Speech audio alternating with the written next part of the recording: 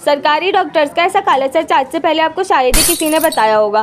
सो राधे राधे मेरे प्रिय दर्शकों, आज भी मुझे एज ऑलवेज थोड़ी सी देर होगी कोचिंग जाने के लिए, तो मैं भाग भाग के जाने लगी कोचिंग को। और यहाँ पे मुझे दो प्यारे प्यारे से डॉग्स दिखे। फिर मैं पहुँच गई आड़त में।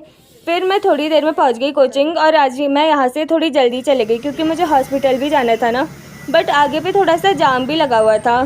तो मैंने सोचा क्यों ना टुक टुक से चले जाऊँ, क्योंकि लाइन तो कम ही दिख रही थी मेरे को, बट यहाँ टुक टुक बहुत देर में आ रहे थे।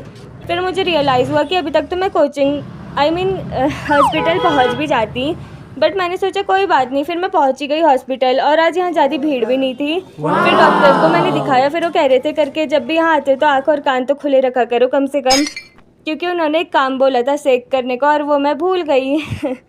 सो फिर मैं जाने लगी अपनी फ्रेंड के घर। वैसे डॉक्टर तो अच्छे ही है, वो ऐसे बुरे नहीं है।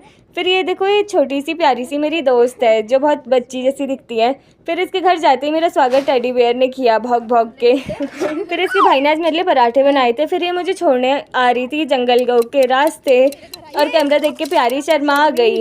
और टेडी बेयर भी आ रहा था हमारे साथ, और ये लंगूरों को देख के इनसे डर भी नहीं रहा था, बट मैं डर गई क्योंकि बहुत बड़े बड़े लंगूर थे। फिर मेरी प्यारी दोस्त मुझे छोड़ के चले गई।